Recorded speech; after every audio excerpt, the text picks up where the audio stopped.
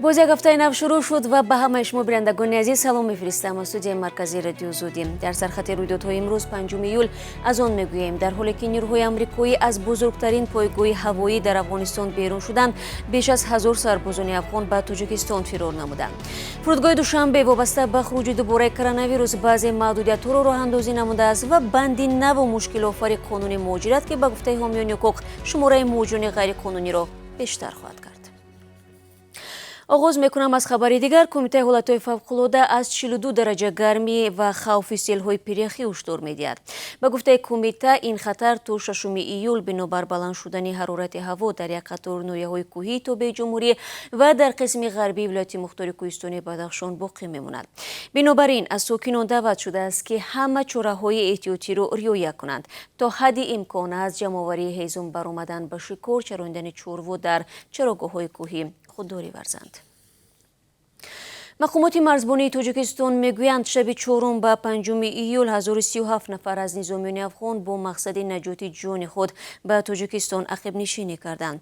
6 вулусволи, Хоҳон, Шикай, Нусай, Муҳимай, Шуғнон ва Султон Ишкушими вилояти Бадахшони Афғонистон давоми шабона рӯзи гузашта ба дасти толибон афтоданд. Ин минтақао бо вилояти мухтори кӯҳистони Бадахшон ва хатлони Тоҷикистон 910 километр марзи муштарак доранд.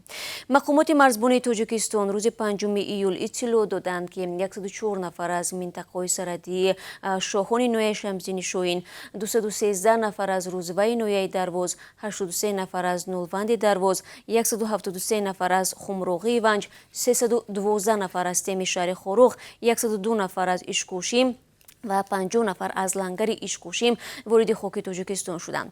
Дар як моҳи ахир ин бори панҷум аст ки низомиёни афғон ба Тоҷикистон ақибнишинӣ мекунанд ки теъдоди онҳо дар умум ба беш аз 1500 нафар расидааст. ҳафтаи гузашта нирӯҳои Амрико пойгоҳи ҳавоии Багромро ба артиши Афғонистон супурданд. ҳамин тариқ як саҳифаи муҳими амалиёти Амрико дар Афғонистон баста шуд. Искандари Хоҷамирзода гузориш медиҳад.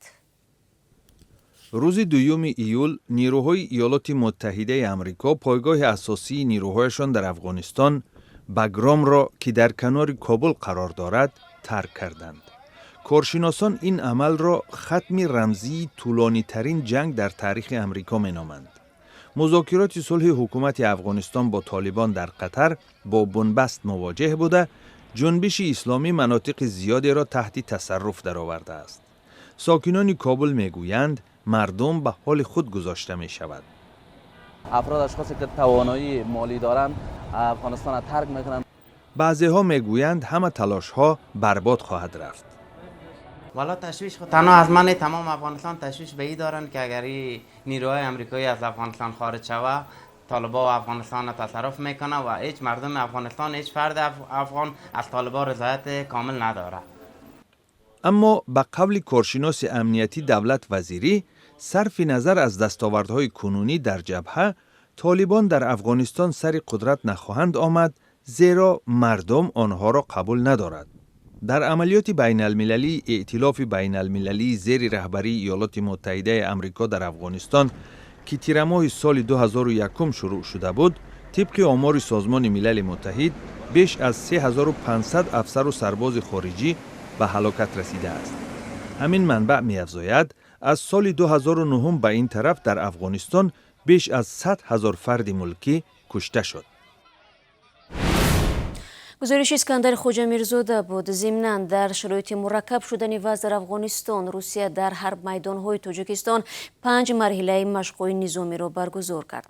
бино ба ислоҳи ҳавзаи марказии ҳарбӣ дар тамринҳо ҳудуди 3000 низомиёни пойгоҳи 201 Русия ҷалб шуда, танкҳо, артиллерия, тӯфангҳои мотордор ва системаҳои зидди мушакӣ истифода гардидааст.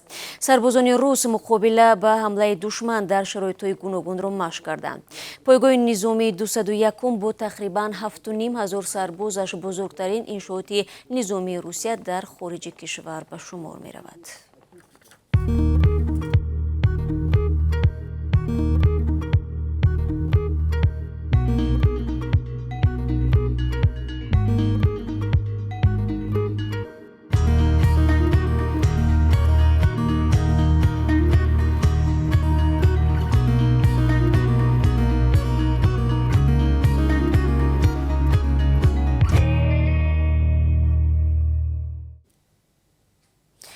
шумо сархатти рӯйдодҳоро тамошо доред. Дар робита ба хуруҷи мавҷи дуввуми коронавирус дар Тоҷикистон аз охири ҳафтаи гузашта даромадгоҳи бинои фурудгоҳи Душанбе барои пешвозгирандагон ва онҳое ки гусел мекунанд муваққатан маҳдуд карда шудааст. Ҷамила Ҳусейнова, сухангӯи фурудгоҳ, бо тасдиқи ин хабар ба радиозуди гуфт, тасмим дар ин замина аз сӯи Истоди ҷумҳуриявии мубориза бо коронавирус ба хотири ҷилавгирӣ аз беморӣ гирифта шудааст. Ба қавли манбаъ, феълан дар як шабонарӯз тавассути фурудгоҳи Душанбе беш аз 16 ва гоҳе зиёда аз 21 парвоз анҷом мешавад. Ҷамила Ҳусейнова гуфт, парвозҳо тариқи реҷаи қаблан таҳризишуда сурат мегиранд ва ҳоли ҳозир ягон тағйирот дар самти маҳдуд кардани рафтуомади ҳавоӣ байни кишварҳо нест. Президенти Амрико Ҷо Байден мегӯяд, дигар коронавирус ҳаёти амрикоиҳоро зери назорат надорад, вале ин вабо ҳанӯз аз байн нарафтааст. Ба қавли президенти Амрико, имрӯз гирифтани ваксинаи зидди коронавирус худ ватандӯстӣ мебошад. 4 июл дар ҷашни рӯзи истиқлоли Амрико Байден тахминан 1000 корманди соҳаи тибро, ки дар сафи аввали мубориза бо коронавирус қарор доранд, дар қасри сафед меҳмондорӣ кард.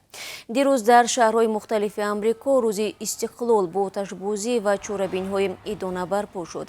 Беш аз 180 миллион сокини ба балоғат расидаи Амрико ҳадди ақал як дафъа ваксинаи зидди коронавирус гирифтанд, ки беш аз 67% аҳолии ин кишварро ташкил медиҳад. Байден ваъда дода буд, ки то 4 июл 70% аҳолӣ ваксина хоҳад гирифт. соли гузашта аз сабаби сирояти саросарии коронавирус таҷлили дастаҷамии рӯзи истиқлоли Амрико лағв шуда буд.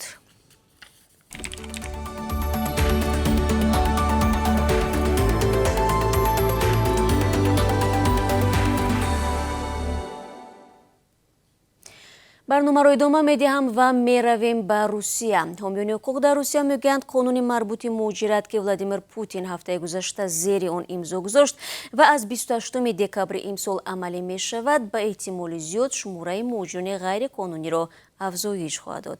Валентина Чупик, раҳбари маркази Тонг ҷаҳонӣ, дар як навори видеоӣ гуфт, тибқи талаботи банди 19 ин қонун, муҳоҷирони меҳнатӣ бояд ҳар 3 моҳ аз ташхиси 8 намуди бемориҳои хатарноки сироятӣ ва ВИЧ бигзаранд, ки дар маркази муҳоҷиратии Сахарова барои ин 3950 рубл талаб карда мешавад. Гузашта аз ин шаҳрвандони хориҷиро мебояд баъди ҳар 3 рӯз бар ивази 1950 рубл ташхиси ПЦР коронавирусро супоранд. Ба қавли Чупик, муҳоҷирони меҳнатӣ барои иҷрои ин расмиёт амалан имкони молӣ ва фурсати зиёдатӣ нахоҳанд дошт. ёдовар мешавам, тибқи қонуни нав, муҳоҷирони корӣ дар муддати 30 рӯзи баъди ворид шудан ба Русия бояд изи ангушт спорида аз ташхиси тиббӣ бигзаранд. ҳамчунин акси онҳо низ гирифта мешавад.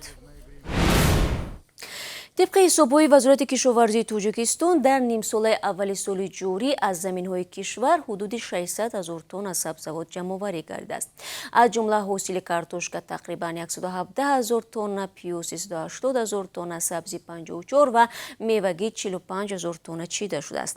جمع‌آوری حاصل ادامه دارد و پیش بینی می‌شود که امسال نشان دهنده‌ها از روی تمام نمود زراعت‌های کشور نظر به سال پیش زیادتر خواهد بود. در همین حال نرخ میوه و سبزیجات هم نظر به همین دوره سال گذشته در بازارها بلندتر است. مخصوص قیمت کیلوی سبزی که پیشتر 2.5 سومونی بود، حالا به حساب میانه از 9 تا 10 سومونی رو تشکیل میدهد. 1 کیلو تربوز 6 سومونی، انگور تا 25 سومونی، سیب تا 15 سومونی ارزش دارد. کشاورزانگران این نرخ‌ها رو به بالاروی ارزش سوزشواری، نوری‌ها و مزد مهنتی چینکچیان در کشور ربط میدهند. دوستان عزیز، در این ثانیه های برنامه برای شما درباره قرب رسمی اسعار خارجی در تاجیکستان معلومات میدیم. امروز 5 ایول بانک ملی $1 و 11 سومونی و 32 درم و 1 یورو را 13 سومونی و 40 درم نرخ گذاشته است. امروز قرب 1000 روبل روسی 154 سومونی و 10 درم تعیین شده است که نسبت آخر هفته گذشته 60 درم کمتر است. بینندگان عزیز، نشر نوبتی سرخطی رویدادها را به پایان میبرم. با سپاس از همراهی و همکاری شما عزیزان، من شما را فردا با خبرهای نو منتظر میشوم. برای کار و روزی خوب داشته باشید.